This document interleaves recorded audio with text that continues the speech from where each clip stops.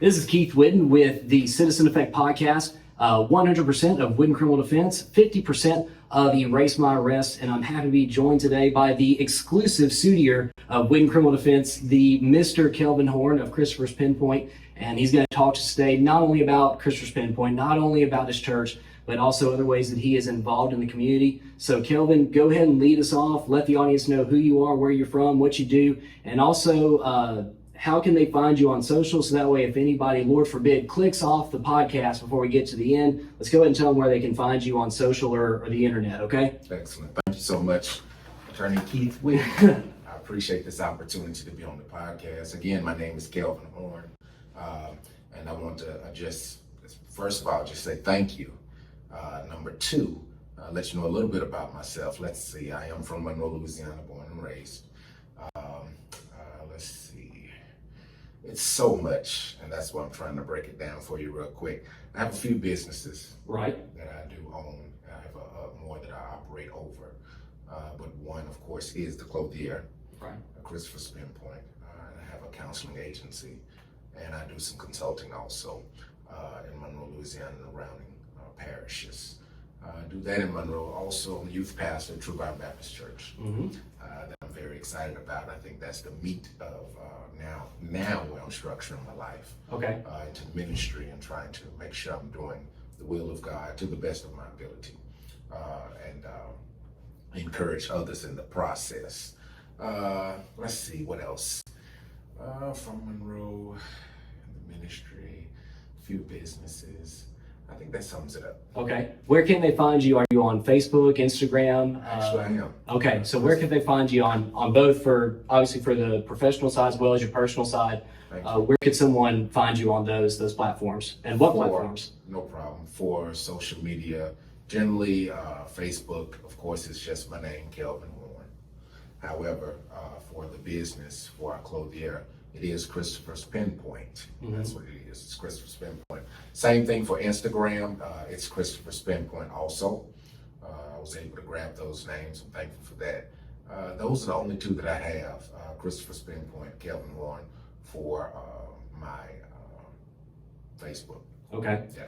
And now the whole reason why I wanted you on this podcast was because I knew that you were involved in numerous businesses as well as involved in the community in your church. But you had a really cool story one day where I asked you where did the name Christopher's Pinpoint come from, and you said, well, that's my middle name, and then you told me the rest of the story. So let's hear, what is the rest of the story behind Christopher's Pinpoint? No problem. When I first started, I worked at Mac Ray's for some time.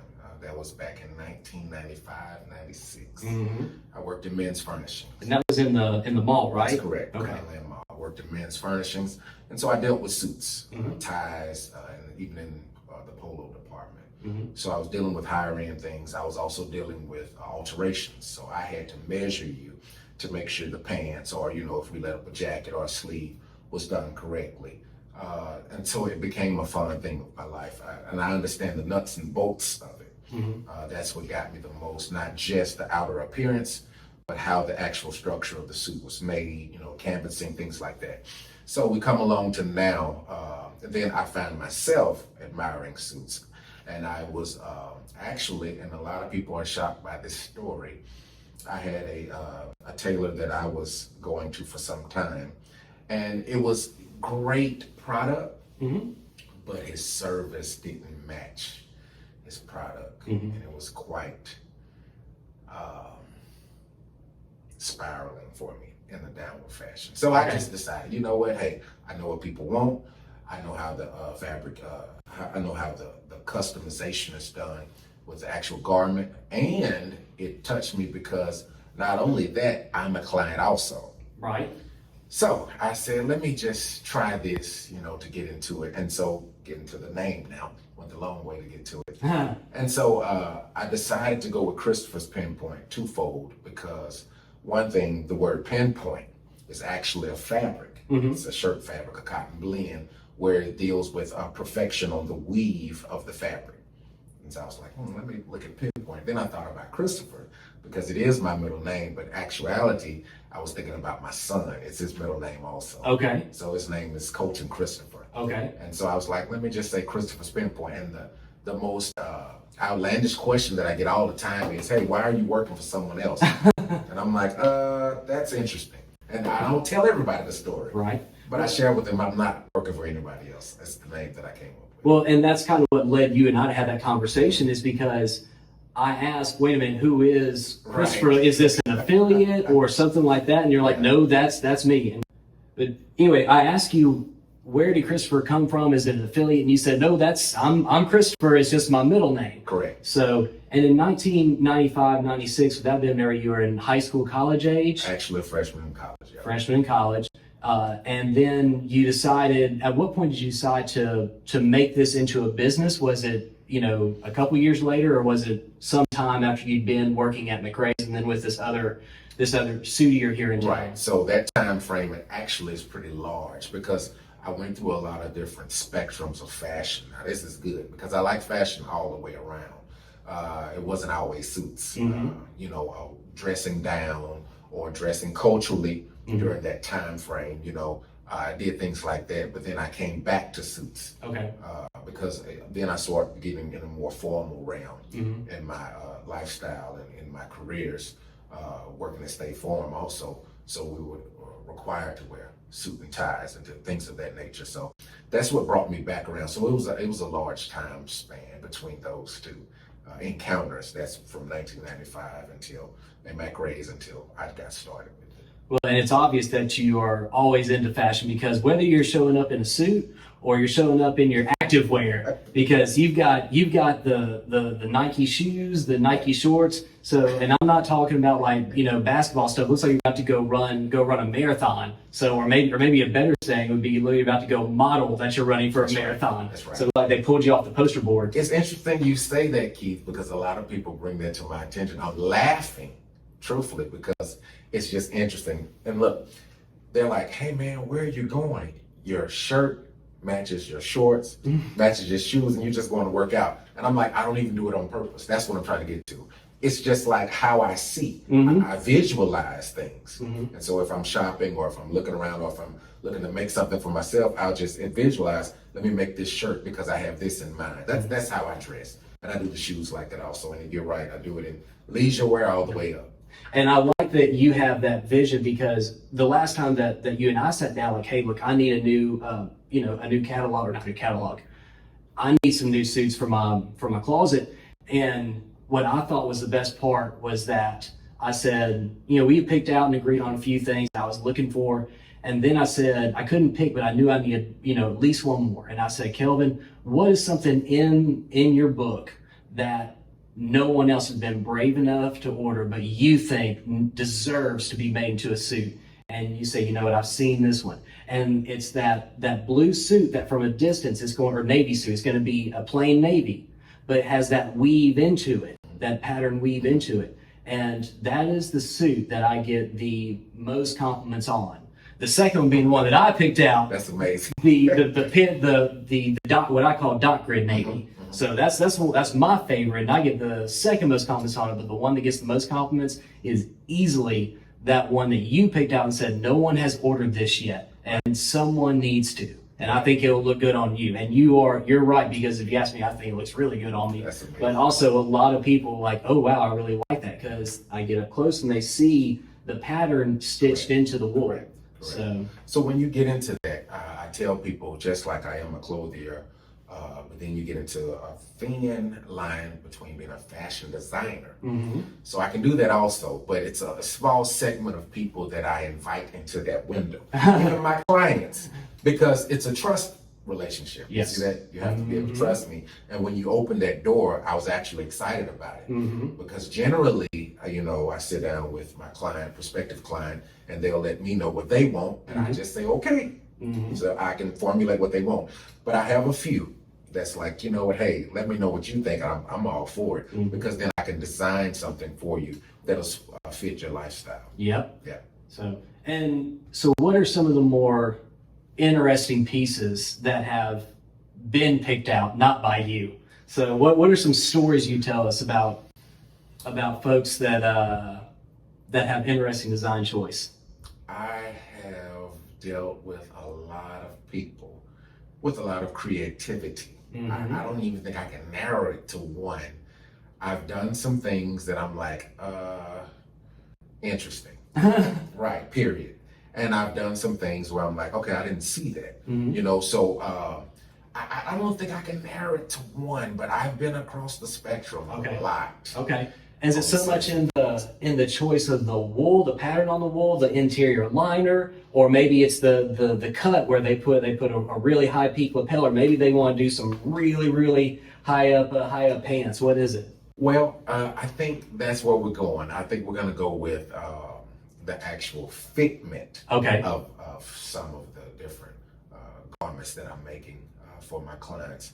I've been challenged by some even, you know, heavier set people who's desiring to look small, and the challenge came into the place whereas I had to hide some things, which I can do, and that's a selling point that I have. Absolutely, I can truly hide something. Yeah, you know, I tell people that I'm like, you don't have to worry about it. If we're going to do full custom, allow me to hide what it is you're uncomfortable with, and I've been able to pull some things off that most have not been able to. Trust me, I have.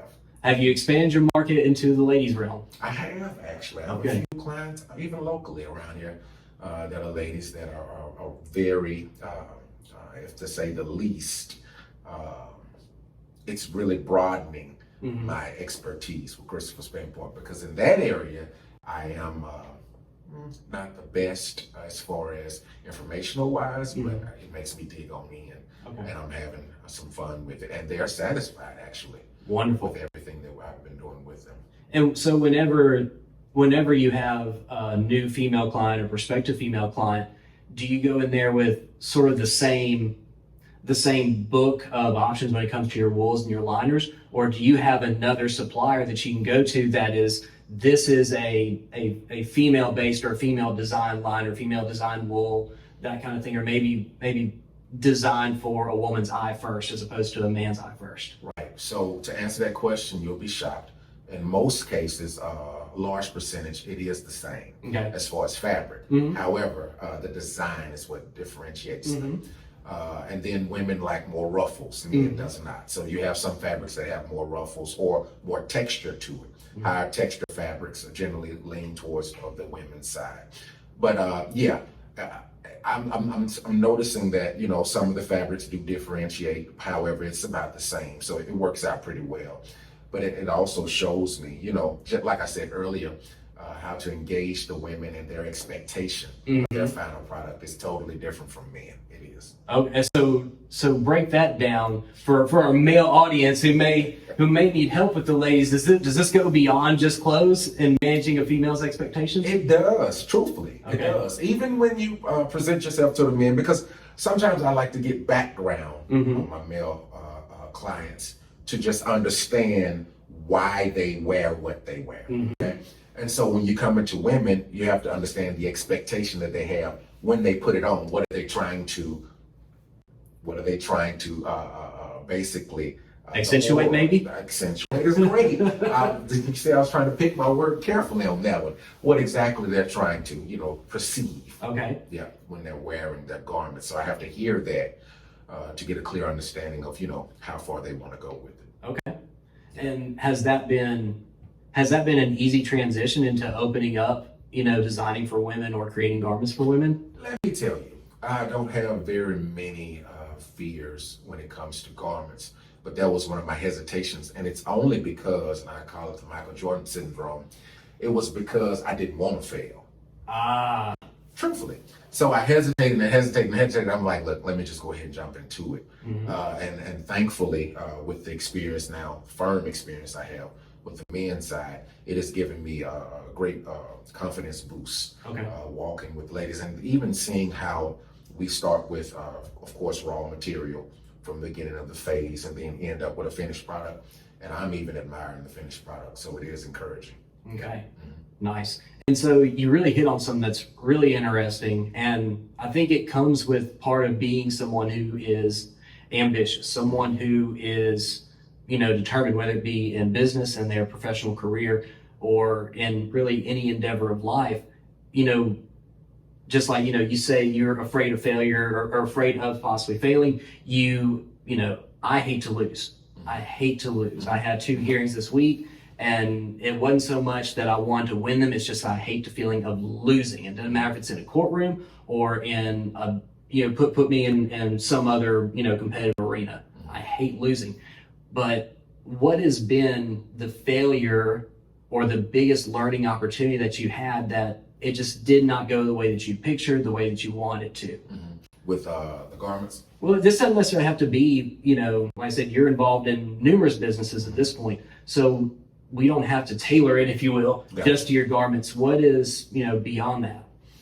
I would probably say one of the most challenging ones for me, and I know this will be very strange, but possibly not starting a family early in my life. Okay.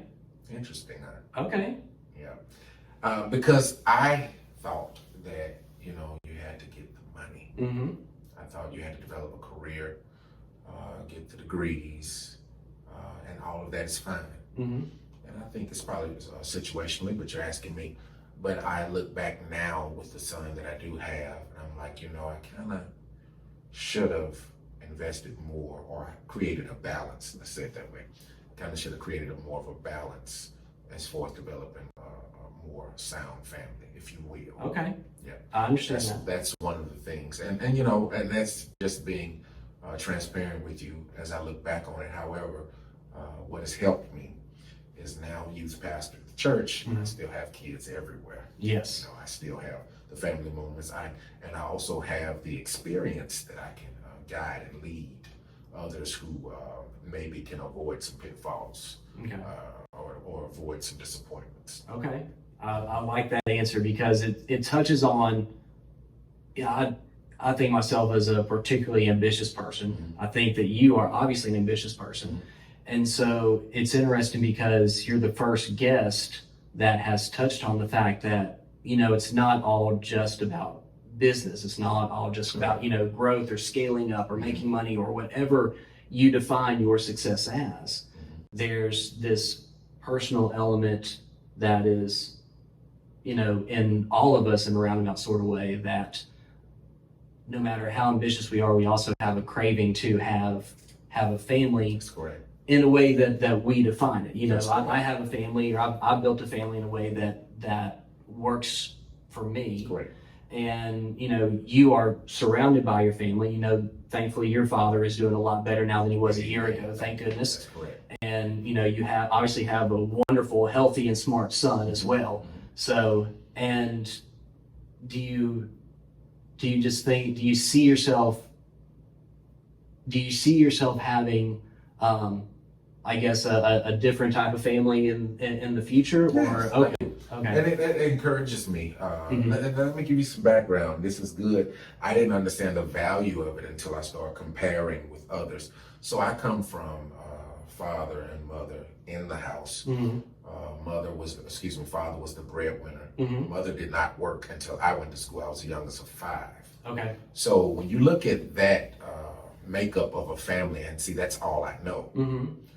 Whereas I've dealt with other people, and you look at the comparisons of other families, and I think that drives final outcomes in their elder life. Mm-hmm. The older they get, because that's something that I do yearn for, or that's something that I do have a desire for, that I didn't capitalize on. Say it that way, when I was younger. Now, okay. Am I saying any regrets? No, no. Right. But I'm thankful. But it does open up areas to, and like you said, to have dialogue that just chasing your financial ambitions is not going to be enough. It's right. not. It's not. Right. There's definitely a personal level of things that you have to find or fulfilling. I saw a, I can't remember what it was, a TikTok or a video or something like that, where men need 3 things. Mm-hmm. They need fulfillment in their professional life. Mm-hmm. They need fulfillment and that sort of, and that's your 9 to 5, or for some of us it may be 6 to 6 or 6 to 8 sometimes. Yeah. There's that, and I mean, heck, you probably work 6 to 7 days a week now that you are a youth pastor at True Vine.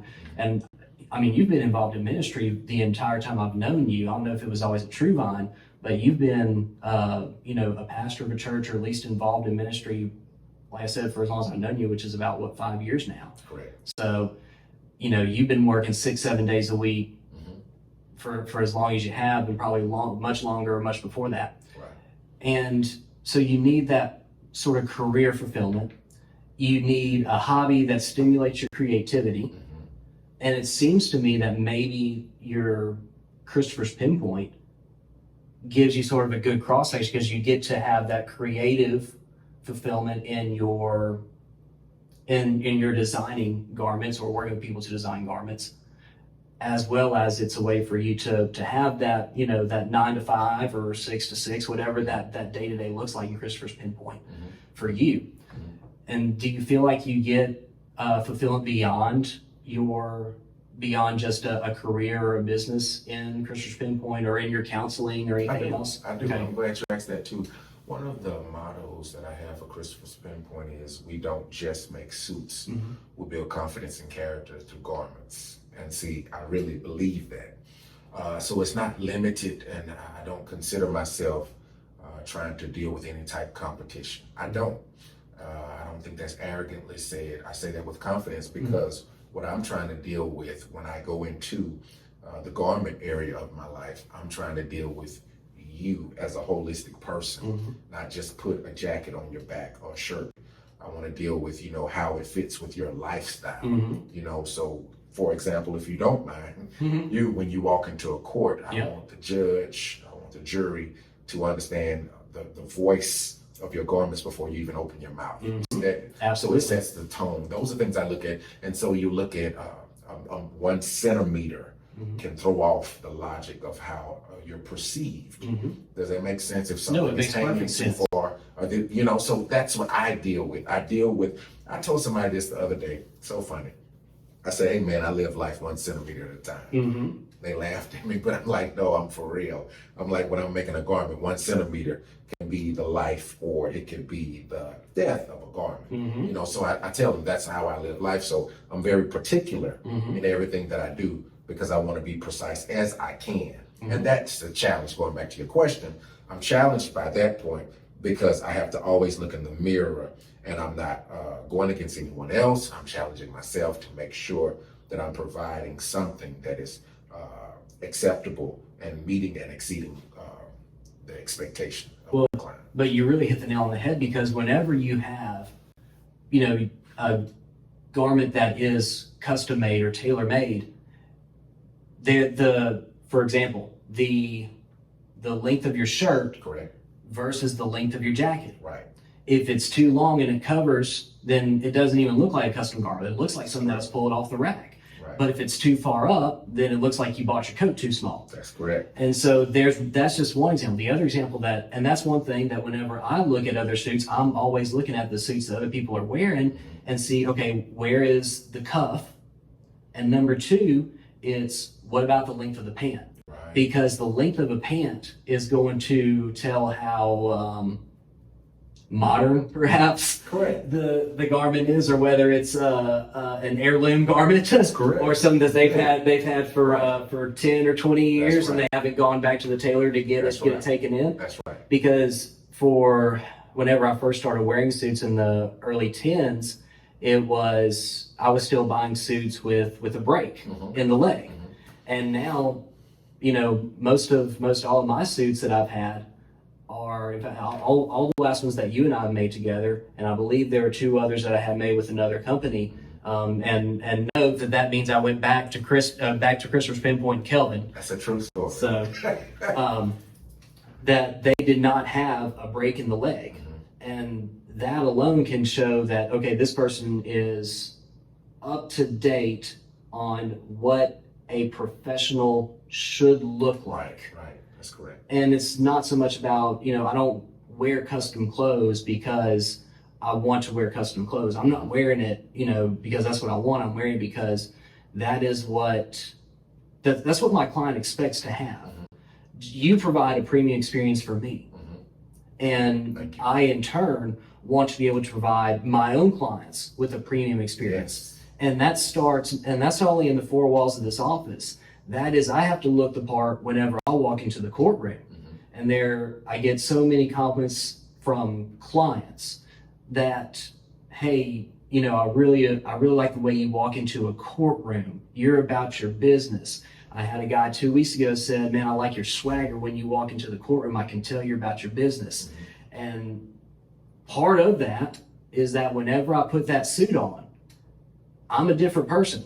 So when I put that suit on, I tighten that necktie all the way up, you're getting a version of me that you're not going to get outside of that courtroom. Because as soon as I get outside, I'm going to loosen that tie. I'm going to loosen up a little bit too.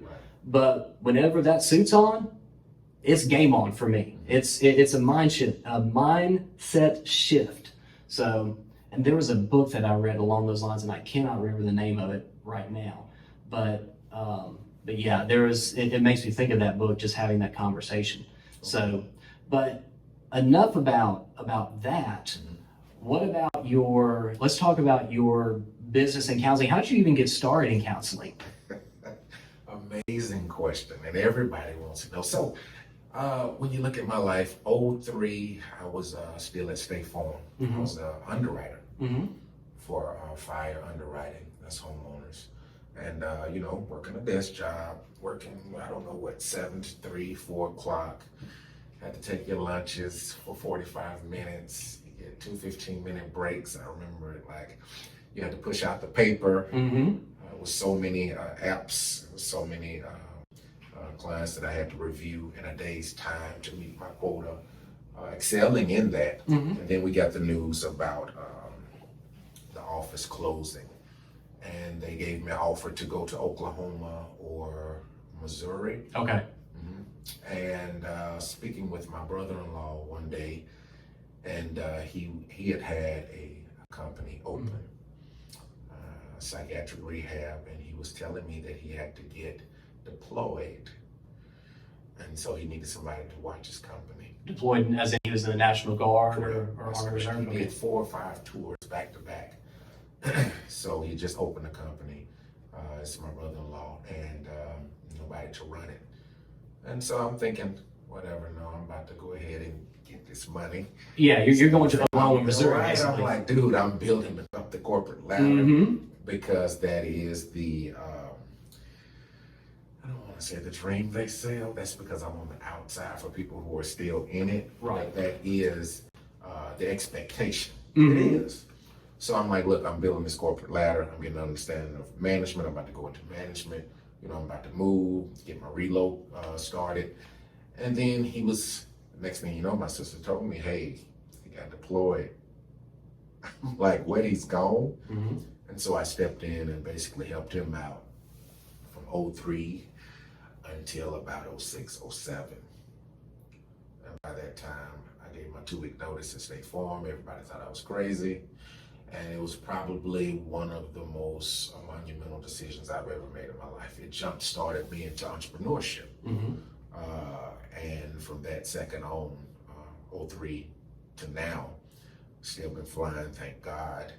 Still been doing well, and even branched off into other things. But going back to the story, and so in 07, with the information that I gained, and I tell people this, whatever industry you're in, the most valuable asset you have is your knowledge to the industry. And so I didn't own the company or anything. I was just helping out my brother-in-law's director there, but I had so much knowledge until I was like, you know what? I think it's time for me to start my own. And that's how I started in 07. I started my own in 07.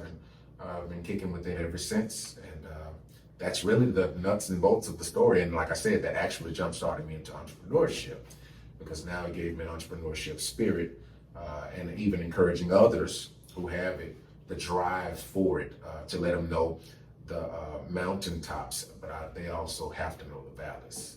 There's some serious valleys that will really define you as an entrepreneur, or just define you as in between jobs and ready to go back to another job. And that's the truth. Yes. Yeah, that's the truth. Yes. Yeah. And how did you have any experience in counseling or entrepreneurship? See, that's prior to my that? question. Zero. No, Okay. sir. Yep. That's why I tell people this truthfully when I say it's a God thing, when you're praying and trying to align your life up to the will of God through Jesus Christ, of course.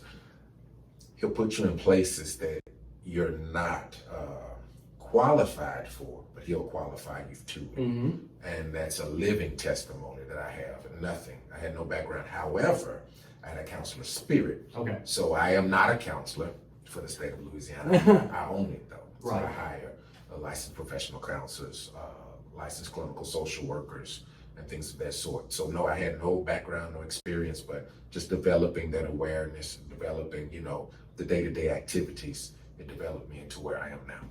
But I mean, what about entrepreneurship though? I mean, is your father or aunt, uncle, anybody? That's really a good question.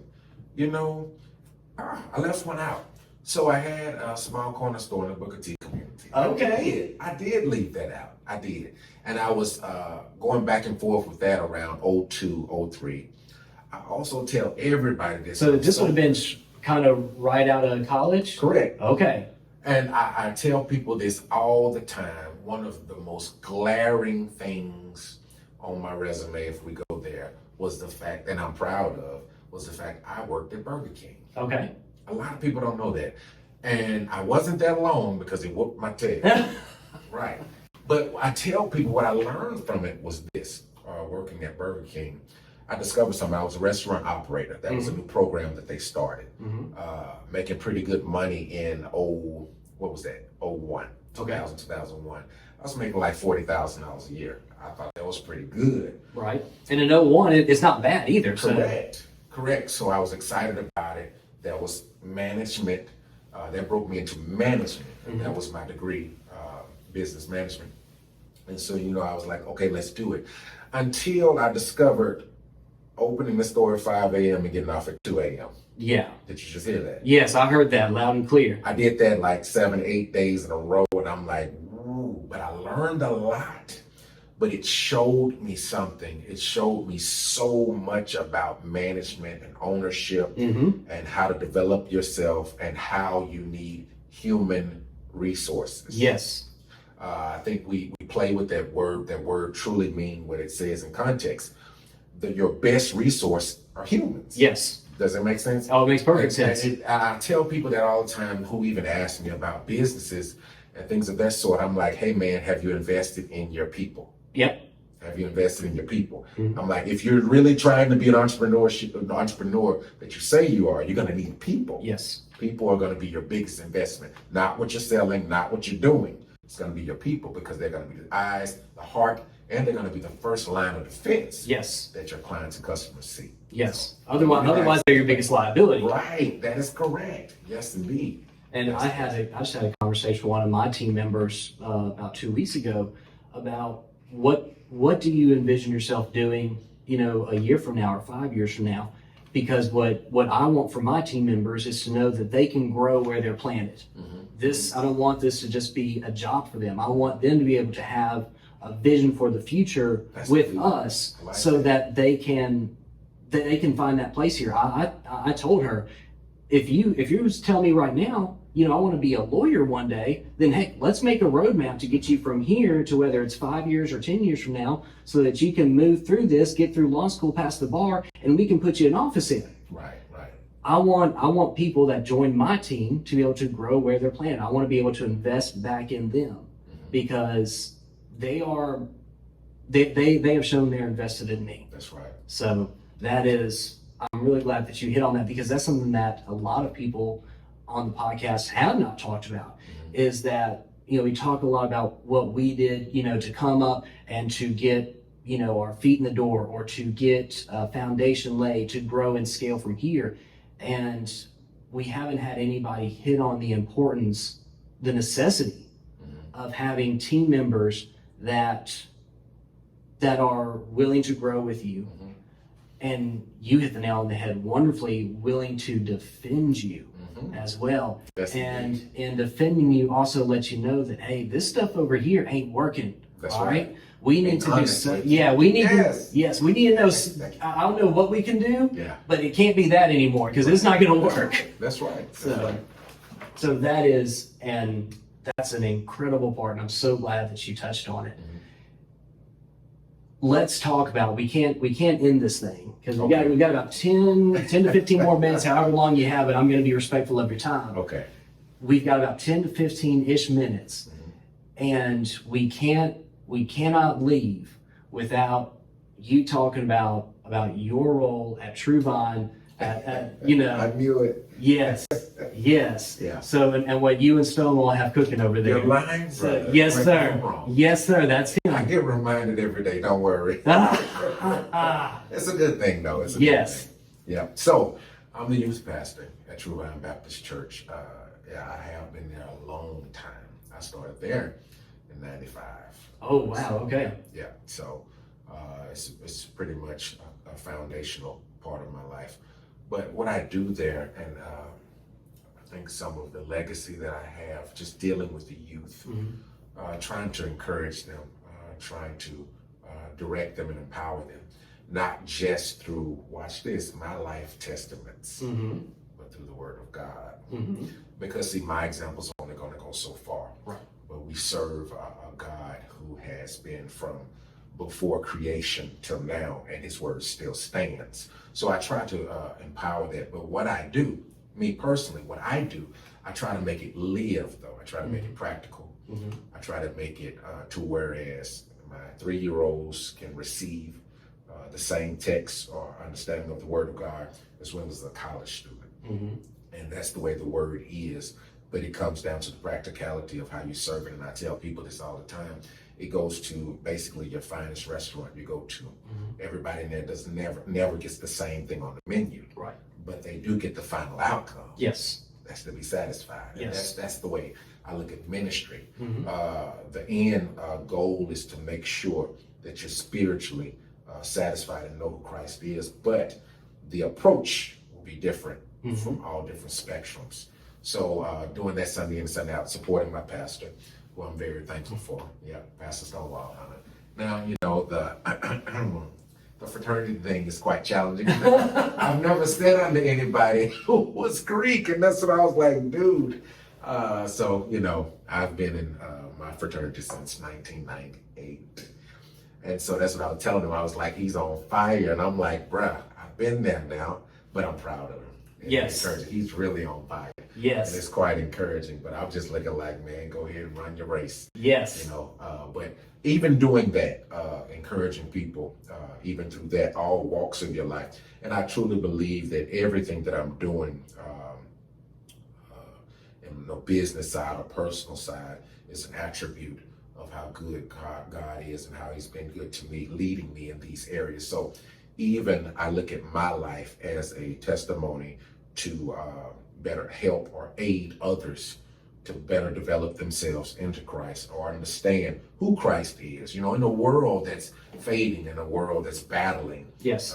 all the different gods. And a lot of people don't believe that, but yeah, I'm like, there's different gods, you know, that we all can worship, and we all have a fault with that, even if it's not a personal thing that we place in our life that we find ourselves worshiping. But even in a world that's changing every day, everybody's going to have some type of firm foundation in something. Yes.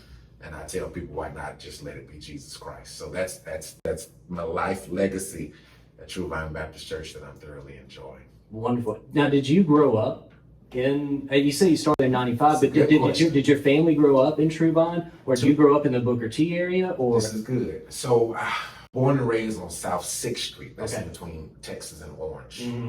My mother and my father had me at, it was another church. It was Mount Pleasant, and that's off of, what is that? It's in front of Carver Elementary. Forgive me for. No, over by the airport. No. Well, not.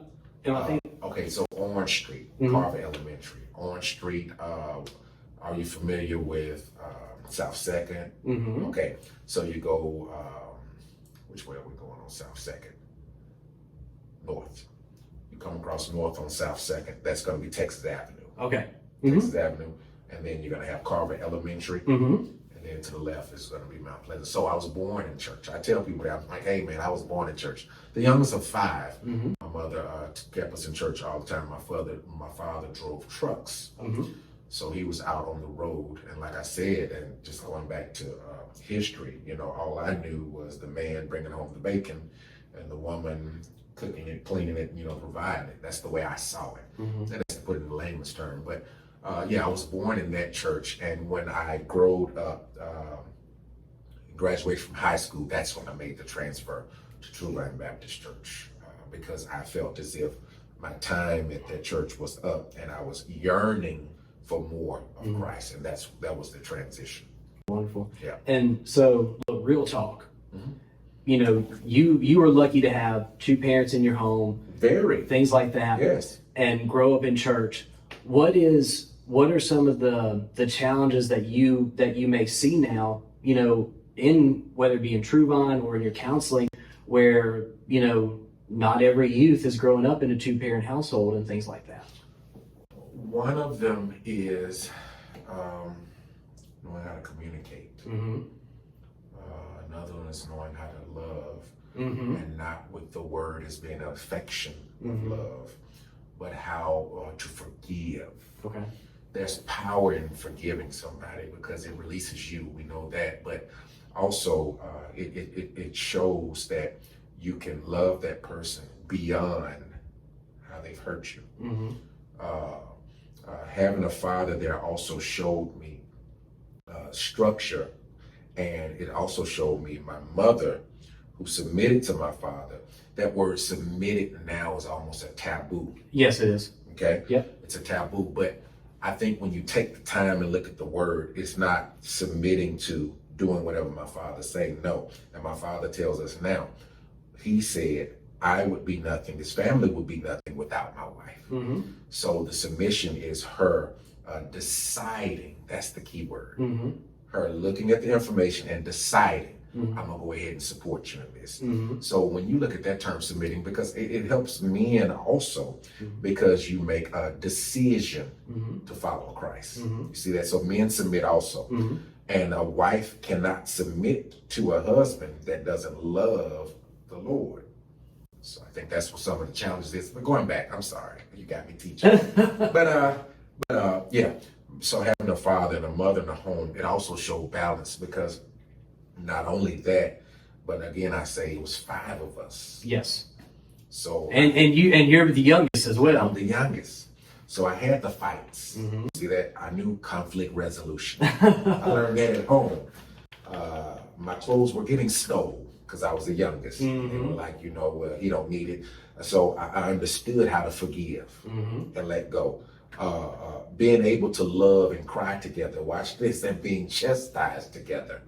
So see, I understood that it was some boundaries I had to set in my life, because I knew mom and daddy were going to get us. Yep.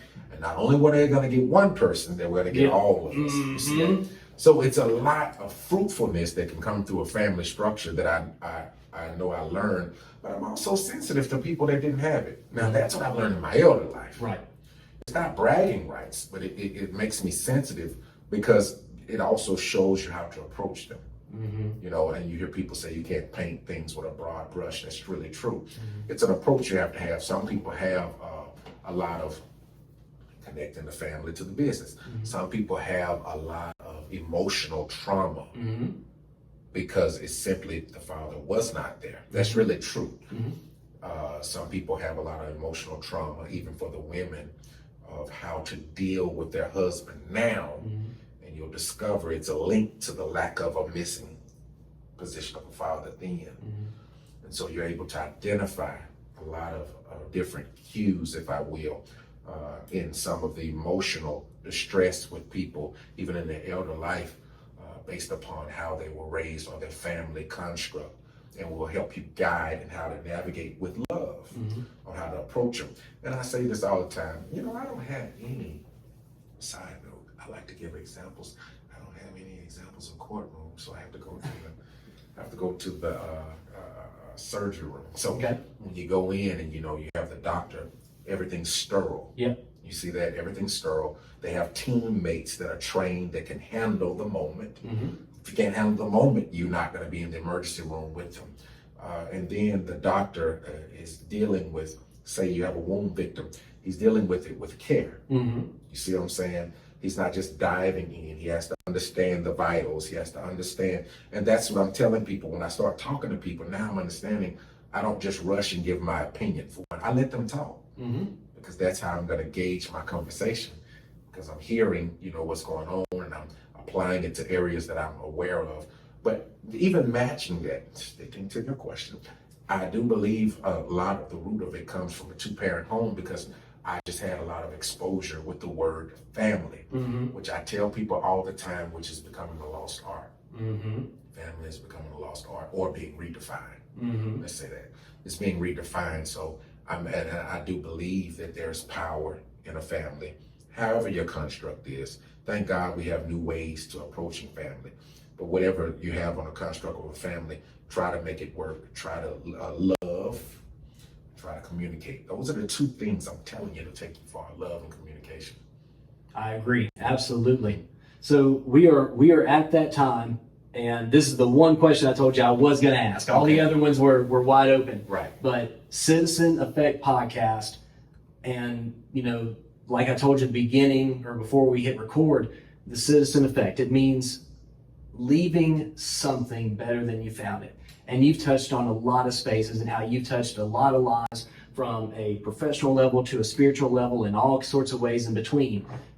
In the areas that you were involved in, what is going to be your legacy? What are you going to leave better than you found it, whether it be in the professional side, in the spiritual side, somewhere in the middle, or all of them? I think, to round it up for you, one of the areas that I did leave out was that I was doing an after-school program, and something that I discovered with communication and love. I like sports. I like basketball, other sports also, but I like basketball. And what I learned was I was doing a free after-school program, and you discover the state of Monroe, Louisiana, Ouachita Parish, United States of America, the crimes and killing, especially with African-American men. I discovered that we spoke one language when I started bouncing a ball. I did. I discovered we spoke one language, and I like doing it. What they did, you can't just walk up to the young men in this generation, even with the right heart. You have to have a door or entryway. The more I bounce the ball, the more people start coming. The more people start coming, the more I was able to show them that I can play. Okay. The more they noticed I could play, the more respect was developed. Once they gave me the respect, then I was able to help them, nurture them, and let them know, hey man, you're doing that wrong. There's no need for all of that. But I wasn't able to do it until we had a commonality. And I think that commonality was basketball. So to answer your question, the biggest thing I want to leave is I want to be able to make sure that I affect every single man, black or white, African American or Caucasian, or any race, that wants to do better. It's a difference. Notice I said they have a desire to do better. If they have a desire to do better, I want to speak their language. And right now it's basketball. Let's see, I can do it through garments. I can do it through counseling. See, and those are the things. That's why I told you earlier, I believe I have all of these assets or avenues so that I can speak one language, and the one language is going to come back to love and understanding your purpose, understanding you have value. Because when people know you care, yes, that's when they'll listen and they'll trust you. Yes. So I truly believe I want to leave behind a legacy of just, people having patience with one another, people trying to love one another, and people trying to walk with people. Now, we look at Dr. Martin Luther King, and we look at the dream that he had, and you look at the pictures. I'm saying that because my son just did a essay about it, and it brought back memories. And we look at the movies where everybody's holding hands and walking. Now, we don't have that in 2023. But actually we do. Okay. Because see, that's what I'm just saying. And even in your profession, if time permits, your holding hand is not theoretically grabbing someone's hand nowadays. Holding hand is just the people knowing that Keith trusts me, just knowing that Kelvin trusts me, and I can trust him, and when they know that they can trust you, then you have their hand. But then the more the challenge is making sure when you have their hand, you have something to give them. Does it make sense? Can you say that one more time for the people in the back? I want to make sure everybody catches that. Just knowing that, we're not holding hands, the way we did in the 60s, 68 or whatever, crossing over bridges and we shall overcome. We're not doing that now, but the same effect is taking place. Yes. It's taking place when you find people that trust you. Yes. Whatever profession you're in, I do believe that all things work together. Everything that you're in is working together because it's for a greater good in Jesus Christ. I believe that. So if you're doing it, it's going to allow opportunities and avenues to whereas people can trust you. And when they know they can trust you, you have an opportunity to give them something. But the thing is, you need to be prepared at all times to make sure you have something to give. Whew. I hope y'all picked up on that. That was, that spoke to me. Okay. That spoke to me right there. Man. Oh, wow. Okay. Kelvin, wow. Thank you so much. If nothing else, that I couldn't imagine a better way to close out. Again, where can people find you on social if they're interested in you and the things that you have to offer, No problem. and as well as your church and your counseling and things like that? No problem. Facebook, Christopher's Pinpoint, as well as Kelvin Horne, Kelvin Horne. Same thing on Instagram. It's Christopher's Pinpoint. You can find me at any time. I thank you also, Keith, for this opportunity, man. I do. Absolutely. Yeah. Well, hey, it's let's do it again in a year and compare notes, right? Let me know. I'm ready. Deal. All right, man. I appreciate it, man.